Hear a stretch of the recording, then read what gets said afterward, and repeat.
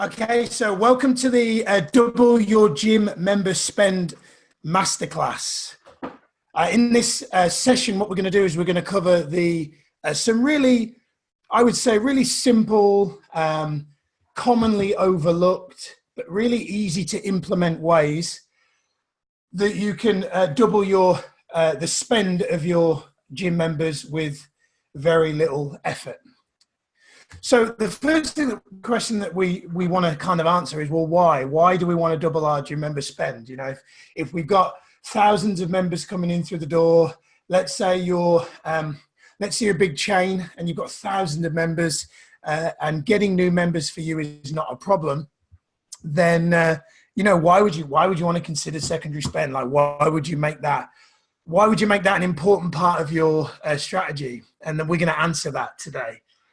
If you're an independent gym, let's say, you're a little independent, why would you want to consider secondary spend? It's really important that, you're clear on your why. Your why is going to be different depending on the size of your club.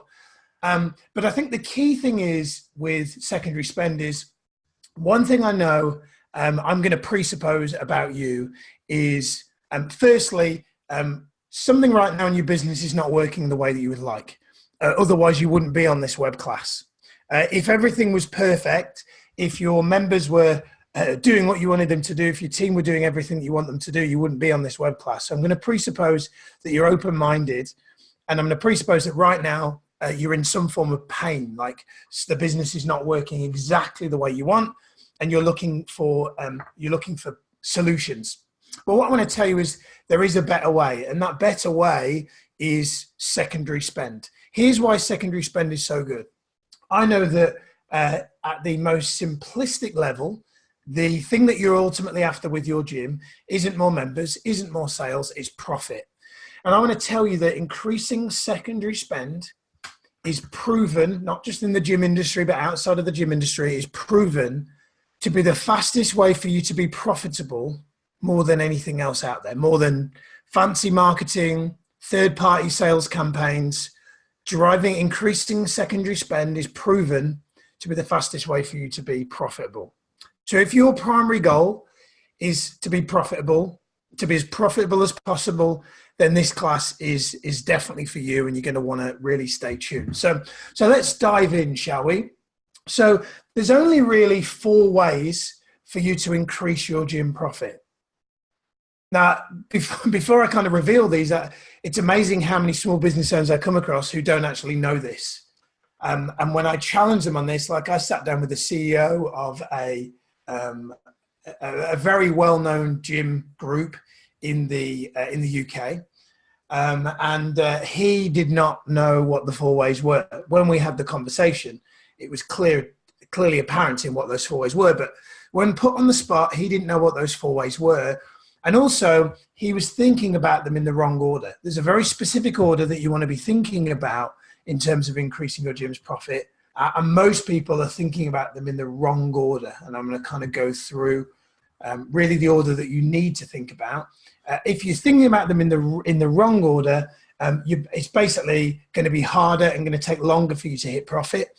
If you think about them in the right order, you're going to hit profit faster, and it's going to be a lot less effort. So if you're wanting to hit profit, but with less effort and with spending less money, then this is what this class is really all about.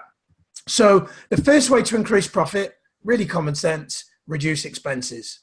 It's amazing how many gym owners I meet who, if they just do a personal reconciliation of their expenses, have overheads, have expenses that they fundamentally don't need. They have subscriptions and billings of things that are going out on a recurring basis that they've just procrastinated and forgot because they're getting multi-dates. They just reduce those. They cut them 6 months sooner. They could use that money in a much more effective way. So the first thing you've got to do is you've got to reduce your expenses. So while you're watching this class, my suggestion would be for you to just take a minute, maybe pause the video, and for you to write down what are and you may want to go into your bank accounts and look at this. And if you're, let's say, the gym manager watching, you don't have access to the expenses, then for you it would just be kind of looking around the gym floor and thinking about what are some things that we maybe buy that we could get cheaper. So let's say you buy water from a certain supplier. Is there a cheaper supplier? Let's say that you have your electric going through a certain electricity company. Have you looked at cheaper electricity companies? Now, if you're the gym manager, you may hear that and go, I don't really care. Here's what I do know. If your goal is to grow and progress within that company, and you tell the CEO, the MD of that company, hey, I found a way that we can save thousands on our electric, it would be pretty much, it would be highly unlikely that if you didn't say, can I get a bonus if I sort this deal out? It's probably going to save us £4,000 over the next quarter or the next whatever. If I arrange it and sort it all out and get all the proposals together, can I have a bonus? I guarantee they're going to say yes. If they say no, it's probably not the right place of work for you to be in, because you've just done them a big favor. So the point here I'm making is this: reduce expenses. First way, most simplest way for you to increase profit. I know a health and safety business outside of the gym space who did this and became, I think they had their most profitable year in the past 4 years. And I can't remember exactly, forgive me, the numbers are probably not right, but their expenses went from, in a particular period, maybe 116,000 to 74,000. So they cut about 35,000, 40,000 pounds worth of expenses, and yet I think they increased sales as well. So it wasn't like they stopped marketing, they just cut out things that they didn't need. So the first thing you got to do is you got to look at expenses. So if you don't do that, then, if you've got loads of money going out that is unneeded, then hitting profit is going to be difficult anyway. So that's the first thing you got to do. So cutting costs, really important. Second thing, which is the one that whenever I ask a gym owner, okay, you want to hit profit, what's the best way? What's your plan? What are you thinking of doing? Let me give you an example. A gym owner who, let's say his name was Steve. His name wasn't Steve, but it will remain nameless. I spoke to Steve, and Steve brought me in to do sales training. I said to Steve, Steve's got a gym which has about 700 members. I said to Steve, okay, great. What do you want? Steve said, I want another 200 members and I want them by this date. I said, great. Why do you want 200 members? And obviously the answer ultimately got to profit. I said, great. What if we could hit that profit without another 200 members? He said, I'm listening. To which I said, here's the problem with you getting more members, Steve. I said, the problem with you getting more members, Steve, is your expenses will go up. He said, what do you mean? I said, well, you're going to have the wear and tear. It's going to maybe cost you more in terms of hot water and electric and so on. You may have to extend your opening hours to cope with the, more members, because your gym is not that big, and, and he was considering doing that. He was considering extending his opening hours, and he would have been the one that would have had to work the hours. So not a great business model at that time anyway. So I said, I get that why you would want new customers, but the problem with new customers, Steve, is the marketplace, the gym marketplace is getting busier and noisier. And the more you try and shout for new members, the more it becomes like just shouting with a megaphone in the street. I said, there is a much easier way for you to hit profit than just getting new customers. Don't get me wrong. If you have no customers and you're brand new, you need customers. But if you already have customers, like Steve already had 700 members, then there's two easier ways to hit profit than getting new customers. The second easiest way, and then we'll get to the primary easiest way. The second easiest way is actually, I said to Steve, what we want to do, Steve, is we want to look at increasing what we call your average order frequency, meaning we want to get people that are bought from you to keep coming back. So kind of like a person who queues up to buy an iPhone 4, Apple are really good at indoctrinating and engaging their customers in such a way that they're willing to buy the iPhone 5 or the 6 or the 7 or the 8 or the 9 or the 10 before that phone's even been released. At time of doing this web class, I am on iPhone 9. All right, so at time of doing this web class, I'm on iPhone 9. Sorry, just live on this broadcast, a stray cat has just wandered into my house to try and eat my cat's food, and I've just kicked him out. The joys of live recording. So I said to Steve, faster way, increase average order frequency. How do we get your customers to keep coming back? And the fastest way to keep coming back is just make them feel significant. Reward them with prizes, tell them they're doing well, make sure that they're getting results, make sure that they're seeing visible progress, make sure that they're growing. If they're getting a really good experience of your gym, if you're providing a great customer service, one of the fastest ways for you to double your spend is just to make sure they stay. Because if you just reduce your attrition rate, you're going to increase your profitability. I said, Steve, if we just keep more of your members, because Steve had said to me, I want 200 new members. Then when we looked at his membership database, he was losing a lot of members. So I said, well, why don't we stop the bucket? Why don't we stop the leaky ceiling, stop people canceling? Because if you just did that, you're going to be more profitable. So as simple as that sounds, if all you did was stop people from cancelling and you turn them into raving fans, then you would be a lot more profitable. So the question you've got to really ask yourself is, what do you need to do? What does your gym need to do to make yourself have people stay longer so that they keep coming back and that they don't leave and go somewhere else? So really, you've got to think like Apple. And obviously, Apple are providing a great product. They're also kind of, by having the product like Apple, the iPhone 9, the iPhone 10, obviously they're hinting at what's next. So maybe for you, you have some form of training plan program that is kind of like Project One, and it's a 90-day program. And this is straight off the top of my head.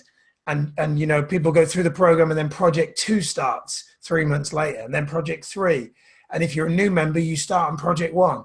So it's like a way of ensuring that people become indoctrinated in and see the real value of sticking around long term. So, but the actual easiest way, from my experience, and I said to Steve, is the easiest way for you to double your gym member spend, Steve, is to do the fourth thing, which actually the most important thing that you can do to double your member spend is to increase the average order value. The reason why average order value is so good is because it costs you nothing but a little bit of time and a little bit of effort, but it will see you generate more sales without having to do any advertising. So great example of increasing average order value is McDonald's. So in the old days of going to McDonald's, before they had these big digital screens, you go into McDonald's, you place your order, and there would be kind of the option to go large, or the option to upgrade your fries from small to medium to large.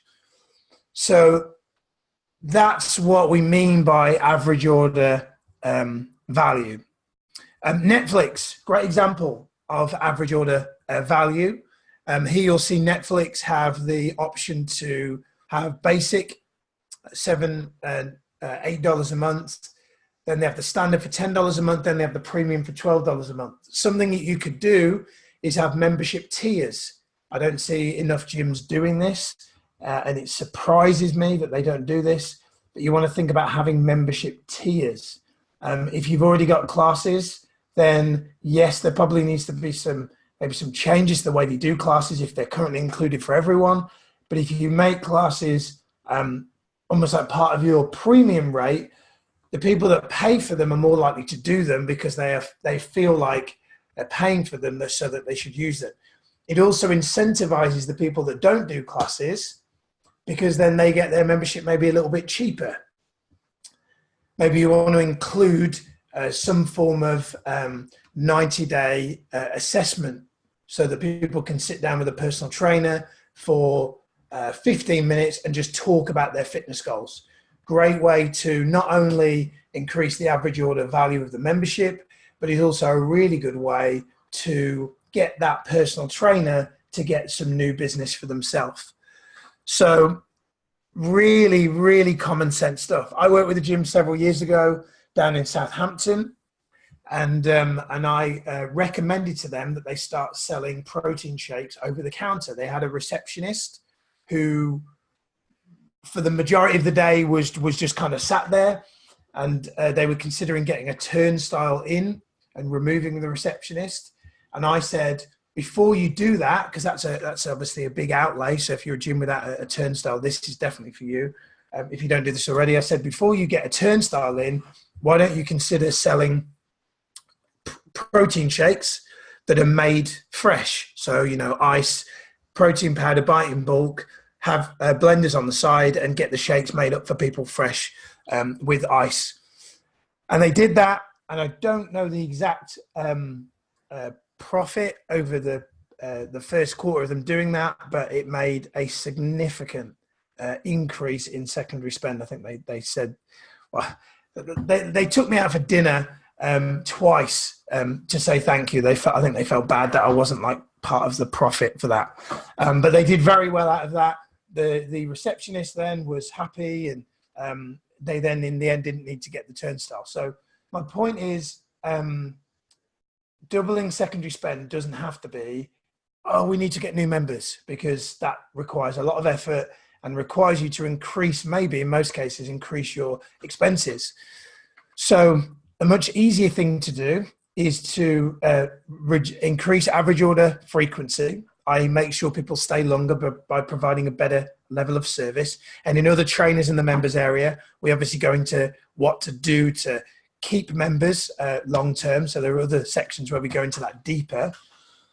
But really, put simply, the primary things you really want to do is think about what are other things that we can sell. Or the other things that we can sell. And by sell, I don't mean just randomly just sell stuff. It's got to be something that is ethical and will be valuable to the individual, but that will aid them achieving their result faster. That's what we're really talking about here. So if I'm at the gym and I can get a protein shake straight after my workout, that is valuable to me. Like the gym that I train at now don't do that. They have a fridge with them in, and because they're in a fridge, I'm not as drawn to do it as if they had a counter and somebody was making fresh shakes. And I just had to kind of flip a £2 coin at them. You may look at that in your model and look at your reception and go, that doesn't fit with us. So maybe it's not that. Maybe it's the programs. Maybe it's the 90-day challenges that people can pay to be a part of. The key thing is, if you're doing things like challenges at the moment and they're free, you go, Miles, I'm already doing those things, they're free. Know that people place a high value on things they have to pay for. So just a couple of weeks ago, it's on my fridge. I'm recording this web class at home. I bought a nutrition plan. It was about £50. It's a 3-month nutrition plan. I know what to eat. Knowing what to eat was common sense. I look at it and I go, I could have wrote that down myself. But the fact that I paid £50 for it, something in my subconscious, as stupid as that sounds, makes me more committed to that program. Just even by talking about it, symbolically seeing it on the fridge makes me more committed to the program than if I just wrote it out. Because I know I paid for that. That piece of paper, I paid for that. So know that if you're not charging for things that you know are of value for people, you might be doing them a disservice. You might be doing them a disservice. When you go to get your car serviced, you pay for that. It's a considerable amount of money to get it checked over, let alone serviced. So Why don't you charge for servicing your members every 3 months? Like, you can have a body MOT where we will talk to you about your goals, do your body fat, all that kind of jazz, and you physically pay for that. How much would that positively impact your bottom line if you had people on a subscription basis where that was dropping out of a direct debit? So there's some things for you to think about. So fastest way for profit isn't to get new customers. First, reduce your expenses.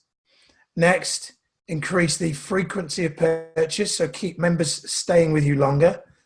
And lastly, increase the average order value.